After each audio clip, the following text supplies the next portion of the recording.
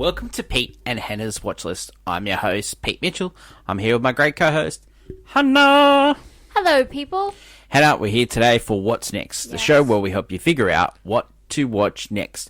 But before we begin, let us tell the viewers and the listeners what they should do. Could you please leave a like and subscribe to our channel? Subscribe. And could you leave a comment down below? Any of your feedback, good or bad, tell us. Hit the notification button and you'll get great content like this one. On today's show, we are going to review Beetlejuice, That's the guy. and Thelma. Mm-hmm. Awesome. Sounds great. Sounds like a plan. Sounds like a plan. But before we begin, let us tell the viewers your championship belt. Yeah, for this year. Yeah. My favourite movie so far this year has been Twisters. For me, my championship belt holder is Civil War. Yeah. Yeah. Let's start off today with the sequel to... The guy in charge, yeah. Yeah. The guy everyone's talking about. Yeah, Beetlejuice. Mm-hmm. Sequel to Beetlejuice. Yeah, careful. We don't want to be meddling with powers we do not understand. Directed by Tim Burton. Yes. This is the long-awaited sequel, like 36 years. Yeah. 36 years. It has been long rumoured. They've tried many different versions. There was like a Beetlejuice in Hawaii. There was a Beetlejuice Falls in Love. I could see that. Like, it was like an Ernest goes to camp kind of situation. Yeah. There was many different versions of this, but they finally sold this one. Yeah. We get repeat characters of Michael Keaton. Yes. We get Catherine O'Hara. Yes. We get Lydia as Winona Ryder. Winona Ryder returning as Lydia. Don't get Jeffrey Jones because he was in legal troubles for... Oh no, he did some wrong bad stuff. things, but he doesn't. The character makes a written return, off very... but he himself does not. Get some new characters. Justin Theroux. Yes. Monica Bellucci. Yeah, she's great in this. William Dafoe. William Dafoe. He plays an interesting character in this. Yeah, and we have, of course, Jen Ortega, who... Jen Ortega is the new one, and she is the daughter of Lydia. Yeah. What did you think of this movie? This is a delightful comedy. It is very funny. It's a very funny comedy. And it's a good family movie as well, actually. Yeah, definitely for modern audiences. I think we don't... weirdly enough, when you had when Tim Burton came and directed the first couple of Wednesday episodes, and like Wednesday became like the biggest thing on Netflix, crazy. Yeah. But having him kind of just return to form with this kind of like movie that it definitely, this one feels like the most sequel out of the legacy sequels. Like, it's definitely, this is just a continuation of the story. Well, I find. Tim Burton's career has been a bit of a lull. It's been a bit of a lull. No, his work's not as beloved as it used to be. Yeah, I don't think he's changed. I just think audiences have changed. That's what I think too. Yeah. And a lot of audience goes, "Oh, I just miss his old work. Was original." I'm like, yeah, because you were 5 when you saw it. Like, I agree. a lot of the time, like, I love The Corpse Bride, but if I saw The Corpse Bride now, I probably would be like, "Oh, it's nice."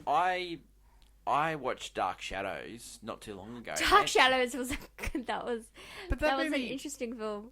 Seriously, that movie is not that far away from Beetlejuice. It's just it's his like I would say he's more like a modern audience thing. He's definitely still has his dark sense of twisted humor and ideas at play, but it's more so palatable to a family-friendly audience for some reason. Yeah, I think it's when he delved into he still cribs from other genres and some other movies. Like, this is an Italian horror movie, and you get you get bits of that in this movie. Yeah, he's playing with ideas in this movie, 100%. Which is very unique. And he's done that for his whole career.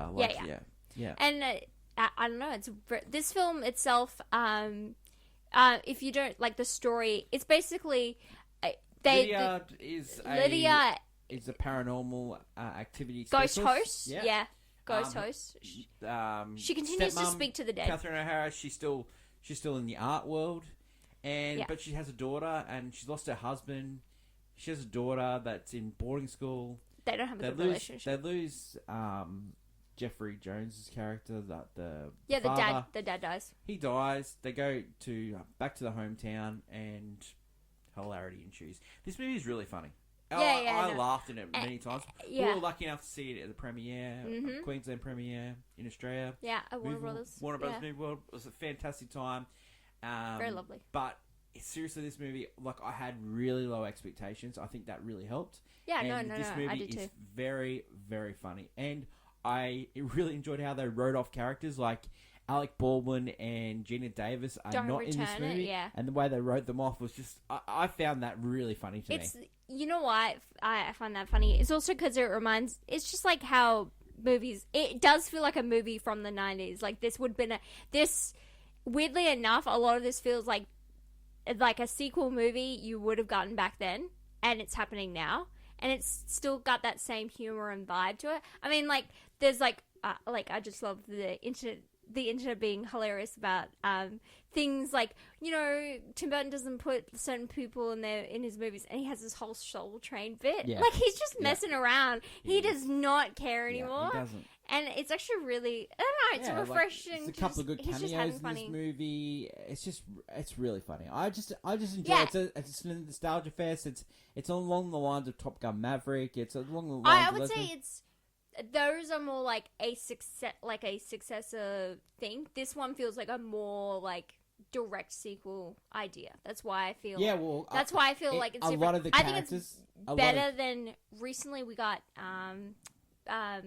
Beverly Hills, which Axel F, which I don't think was as great. It was just more of a nostalgia fest. Yep. Whereas this one, I still was like, it's nostalgia mixed with you know what we something, you know, a sequel. Yeah, you know, a couple of the criticisms of this film is like there's so much going on, but I think that works for it. It works for it because the first movie is a different movie. Yeah, it is, and that's what's crazy. You don't see Beetlejuice for like he has like 37 minutes, and he has 14 minutes of screen time.